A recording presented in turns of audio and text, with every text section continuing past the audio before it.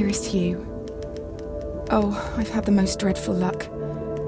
I feel terrible that you've been left alone all this time. The traitorous Dr. Gray tried to steal the annular spectrum, a ring I developed to allow perception and alteration of colour. Some call them impossible colours. Impossible for Dr. Gray, maybe. Anyway, something went wrong. I turned a strange shade and became invisible. The ring, it fractured, scattering coloured shards far and wide. I stayed at home for many weeks, watching, waiting, existing on this coloured plane. I couldn't speak to you, nor interact with anything in the mono world. So I left. I left for the university where I hid away the coloured tools I had created. I pray you have found what is left of the ring.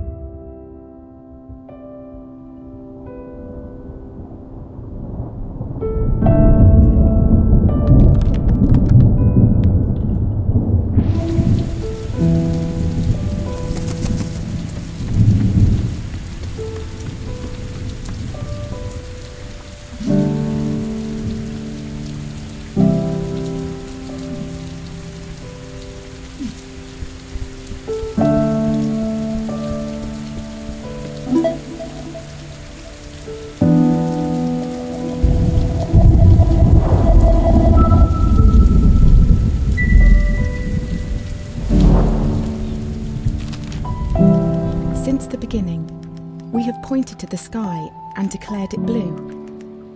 It is this shared vision, this unquestioned understanding which connects us. But are you really seeing blue the same way I see it? Perhaps blue is nothing more than a shade of grey to you. Perhaps everyone in this world sees nothing but shades of grey. Don't you see, Hugh? This is why we're here.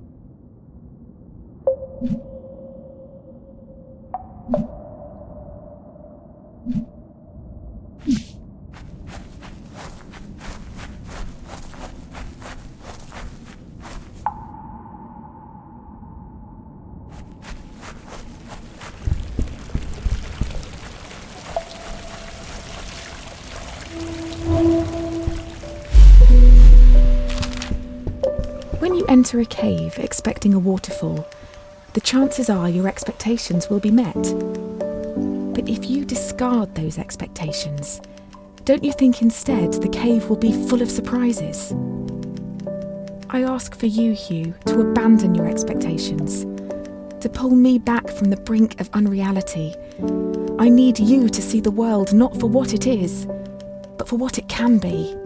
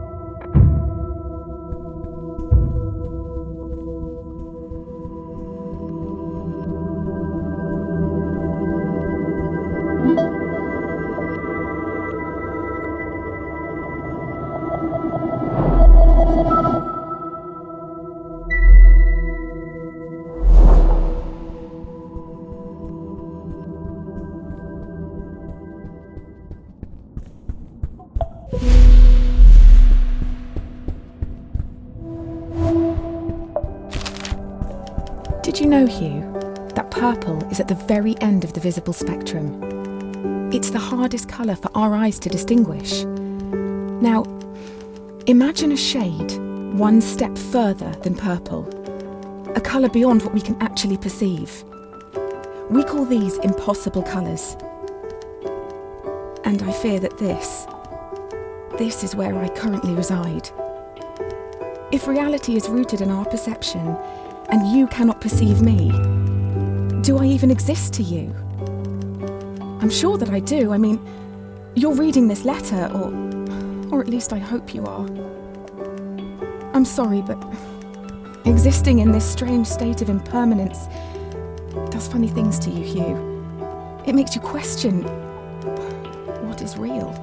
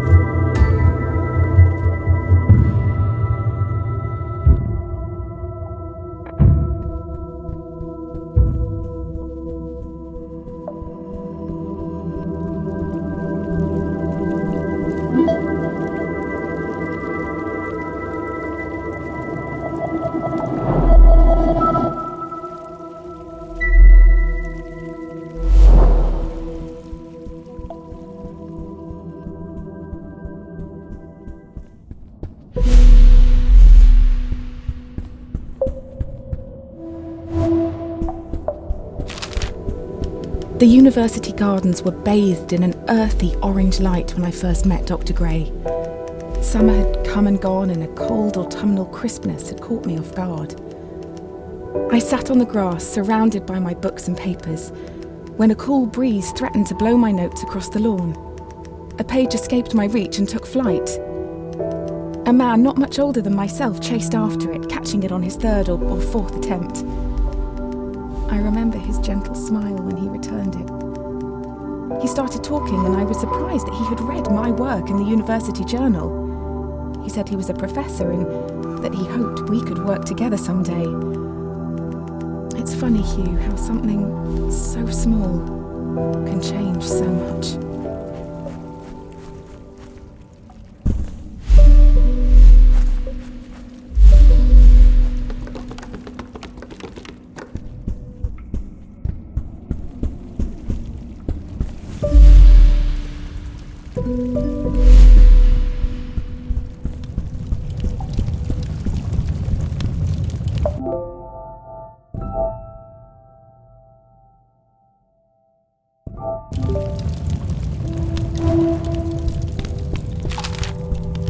Dr. Gray soon became my assigned mentor, and I can't help but feel he somehow had a hand in it. Our fires burnt brightest when we worked together. It felt like we could achieve anything. We discovered more about colour than I could ever have imagined. We split light, mapped spectrums, we painted, we laughed. We worked long hours, and soon our goal became all-consuming. We were vessels. The work became more important than us, and we knew it.